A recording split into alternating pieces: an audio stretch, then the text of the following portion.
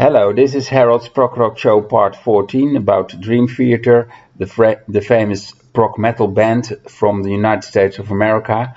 This is the first album, When Dream and Day Unite.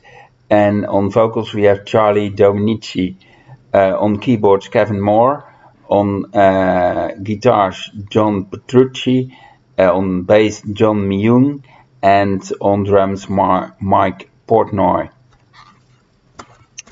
Then we have from 1992 the first album with Canadian James Labrie on vocals.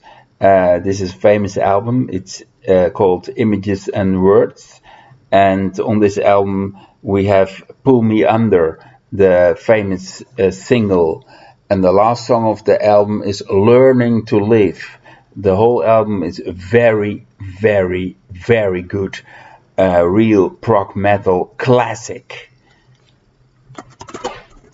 Then we have a live album, Live at the Marquee in London, recorded in London. Then we have the Awake album. On Awake we have several good songs, especially Erotomania, and also very good is Space Divest. Space Divest, the last song of the album. Then we have A Change of Seasons. On this album we have a new keyboard player. He's called Derek Sherinian. On this album we have also some live songs. In fact, covers from Pink Floyd, Genesis, Queen, Kansas, etc. Then we have Falling into Infinity, this really good one. I can recommend this one. Then we have a live album, Once in a Lifetime, Once in a Lifetime, double disc. Then we have a famous one, a famous album, a real classic, Scenes from a Memory. It's a concept album, it's a long one. And on this album we have on keyboards Jordan Rudess. Jordan Rudess really likes Emerson, Lake and Palmer, the album called Tarkus from 1971. It's a real classic from Emerson, Lake and Palmer, and according to Jordan Rudess, this is the best album ever made. I really like that album. Okay, then we have the 6 Degrees of Inner Turbulence album. That's really, really, really good. We have the long one, 6 Degrees, it's a long song. Glass Prison, Blind Faith, Misunderstood, The Great Debate, and Disappear. This is a double album, double studio album. It's in my opinion, it's fantastic. On that tour,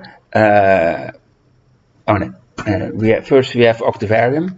Octavarium, in my opinion, is the best Dream Theater album ever made. On that tour, the Octavarium tour, sometimes they played The Dark Side of the Moon from Pink Floyd, the classic album from 1973, in its entirety. It's also my t-shirt. Okay, let's move on. Then we have the Train of Thought album. On this album there are some songs I don't like, that are metal songs. The prog rock songs on this album I like. Then that was the last album on the Atlantic label. Then they changed to another label, Roadrunner, and this one is called Systematic Chaos. Then we have Black Clouds and Silver Linings. It's a good album. This is in fact the last album with Mike Portnoy on drums. I've also assigned leaflet with all signatures from the band. That's nice. All signatures. Black Clouds and Silver Linings.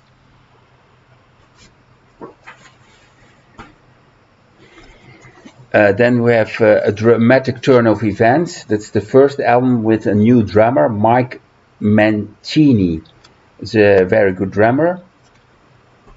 Then we have an album called Dream Theater, it's a good one, with the same title, Dream Theater. Then we have The Astonishing, it's a double album. In my opinion, it's a boring album, it's far too long. It's a double disc album, it should be one disc. It's too long, for me it's too long. And we have Distance Over Time. This is a really good album. I really like it. Distance Over Time. All songs are good. Then we have the latest album. It's this one. It's a good album. I will show you the album. And it's called A View from the Top of the World. A View from the Top of the World. Latest album, I can recommend it. Then we have from last year John Petrucci solo album, Terminal Velocity. Then we have from the old keyboard player Derek Uranian also an album. It's called The Phoenix. And Derek did the job with drummer Simon Phillips. You can see all his keyboards there together with Simon Phillips, Derek Uranian, his solo album from last year. It's a good one. Then we have Images and Words live in Tokyo, video cassette, 5 years in a Lifetime, also live video cassette. Then we have Scenes from a Memory, live, and 20 years of Dream Theater called Score. On this album they played the Octavarium. It's a good one. Then we have two other bands with Dream Theater members. This is Liquid Tension Experiment, the first album. It's in fact a Dream Theater without vocals. And on bass we have from King Crimson and Peter Gabriel, we have Tony Levin. This is the second album from Liquid Tension Experiment. And last year there was a third album, part 3. Then we have the band from Mike Portnoy. This is called Sons of Apollo. This is the first album from Sons of Apollo with Mike Portnoy on drums and Derek Uranian, also ex-Dream Theater, on keyboards. This one is called Psychotic Symphony. And then we have the second album from Sons of Apollo, and that is called 2020. Also a really good album. It's also prog metal. Then we have a Dutch prog rock magazine that's called I.O. Pages. And as you can see, this issue is about Dream Theater. It's a Dutch prog rock magazine, and it's completely in Dutch.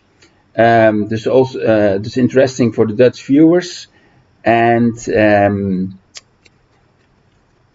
it's 7 times a year it's available.